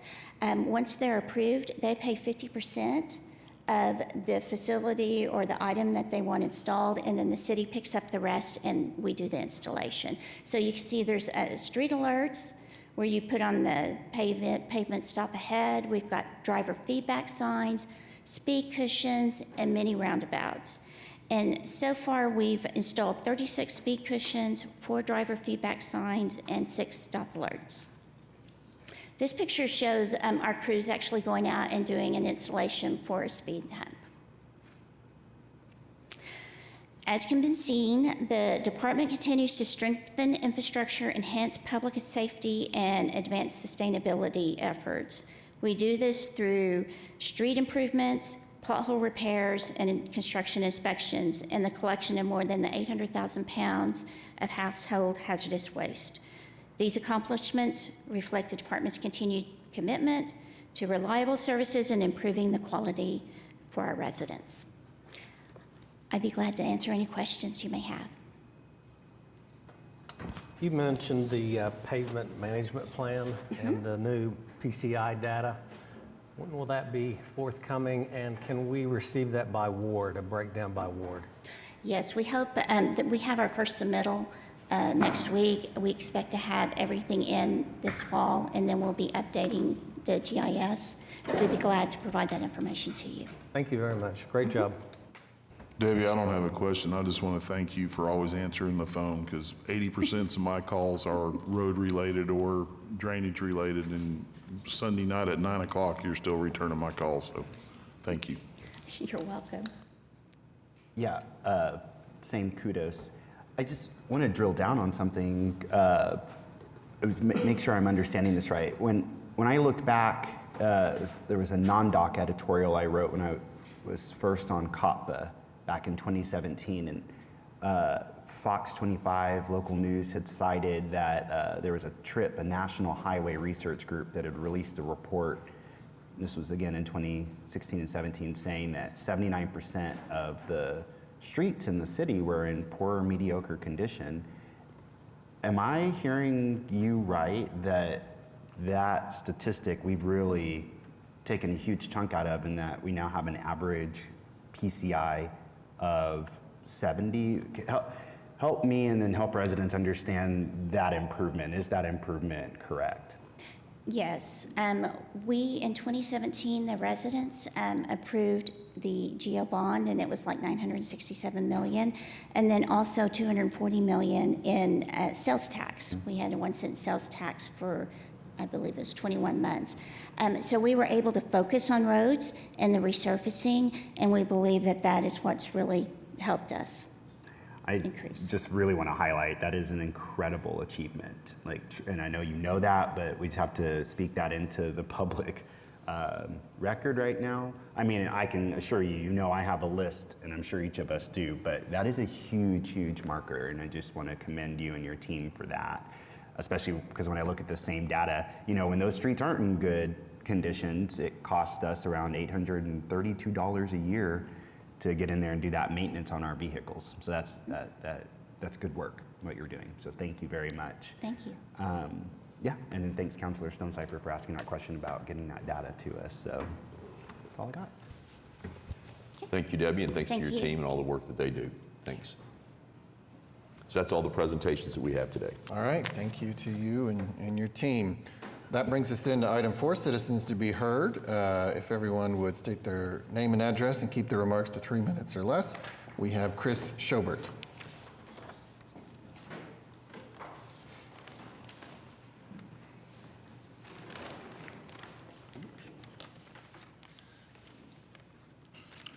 Well, ladies and gentlemen, good to see you again, Mayor Holtz. Last time I saw you, you were up for re-election, and it was re-election day, and you were here. My name is Chris Schobert. I was one of the victims that was washed out in Andrews Square. I have experienced a lot of things. I nearly lost a leg or a foot because of it. Moving out, after I left here, 2 days later, they found a spot for me at Hillcrest Senior Center. Moving out, I got stung by a scorpion, nearly lost my foot. And there had been mix-up on payments and stuff. I hope that LaShawna in the office has got things straight. But one thing I do not appreciate was the behavior of management there. I tried to get straight the drafts going straight to payment of Oklahoma City Housing Authority, and hopefully those are straightened out. But there at the management, when I mentioned that I was coming here, because things were getting straight, I was kind of shunned, and I was even looked on, and I was threatened with a deal on inspection. And this is the third time in less than 3 months. They tried to use that as an intimidation. And I have been ordered to the doctor, to try to stay off this foot as much as possible. When I left yesterday, I was going down the hall and I noticed some of the things she tried to write me up for. And I called in, I told her, the office, I said, "You're worried about my dog that drilled in the floor. You ought to see this line going down." And next thing I know, that's posted on my door. That's not only, that was meant as intimidation and also retaliatory 30 for what I was seconds remaining. doing. That's not only illegal, unethical, it's petty. I think something needs to be looked at. Thank you very much. Thank you. Aurelius Francisco.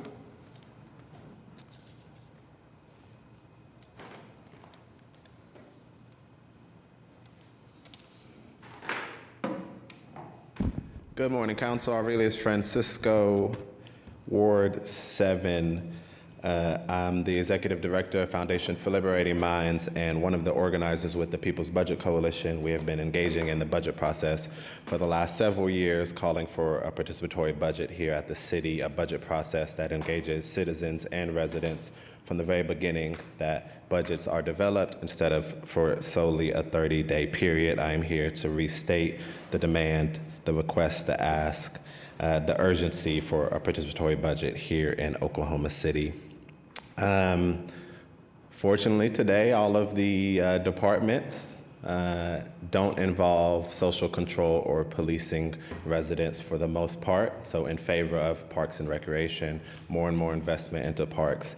Want to also speak directly to the importance of recreation centers and community spaces like parks and recreation centers. in places like where I'm from, the east side of Oklahoma City, for our youth to be engaged. You all may have seen the headlines from a couple weekends ago of the mass shooting at Arcadia Lake that left over 20 people injured, and a young person unfortunately lost their life. And the reality is that certain things are being invested in at our city and at other cities, and other things are not, that would actually potentially prevent this violence from happening or intervene on this violence. And so I believe 2 weeks ago, James, you asked City Manager if CVI would be funded in this budget, and the answer was that because of budget cuts, that would not be possible. Community violence intervention is one of the recommendations from 21CP from 2021. So we're still here today asking for investments in community violence intervention and violence prevention. The reality is that all of us as a community have a responsibility to our young people. You all as elected officials have responsibilities to all of our young people, even if they're not from your communities. And if we do not invest in youth engagement, if we do not invest in CVI, community violence intervention, if we do not invest in education and housing and public transportation, targeted in areas where violence is most likely to happen. 30 seconds remaining. And things like what happened at Arcadia Lake will continue to happen, right? And our young people's blood will be on our hands of Oklahoma City. And this is something that we have to reckon with and we have to face. It isn't as pretty as the Olympics or as a new sports arena, but the reality is that our young people's safety should be priority number one for each and every one of us. So investments in CVI must be in this year's budget. Thank you. Thank you. Tevin McDaniel.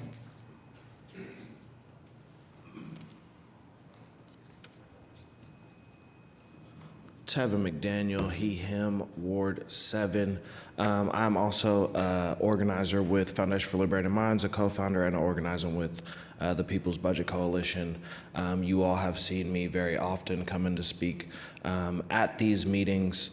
And like my colleague said, today really showed what can be invested in, what is helpful. We saw people come up and speak about how performing arts has not only been just a positive thing in their life, but something that has changed their life. And in our home base, within thinking about what a participatory budget looks like, it is these opinions, it is these voices, it is these people who are going to be able to come up and tell you what is actually good for them. Again, this is another meeting at City Council where there's not a lot of citizens here to be able to speak on their behalf. And every year we run into this problem of people, things happening in their wards, things happening in their neighborhoods, and they have no idea about it.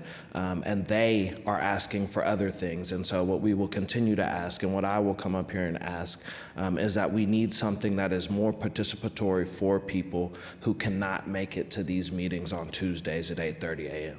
For people who have to go to work because resources are not there for them in this current moment. And I want to go back to what Developmental Services said earlier, and how their approach to talking to people is not to treat them as criminals, but to understand that there are people who probably are lacking resources. And those are resources that this body can give. Those are resources that we can be having conversations about to prevent the harm that Aurelius was talking about that happens in Arcadia Lake, to prevent the harm that happens in other places around this state. Because again, this is a large state. People live across a wide area of places that need different sorts of resources. And so we have to be able to say, we are going to include the people who you are representing in these conversations. And we have to do it intentionally and have to do it with care. And we cannot continue to let cuts and to let other bodies where people don't necessarily feel safe to get those funding, to get the urgency that some of these other departments get, instead of sometimes, right, our transportation, our public works, our developmental services, our parks and recreations. And so we'll continue to be here to ask for 30 seconds a remaining. participatory budget for you all to be more engulfed within the people, your constituents of Oklahomans, to build something better here in Oklahoma City, and a better life for people who don't have it. So thank you. Thank you. That concludes our citizens to be heard, which brings us to item 5, adjournment, and we are adjourned. Thank you all.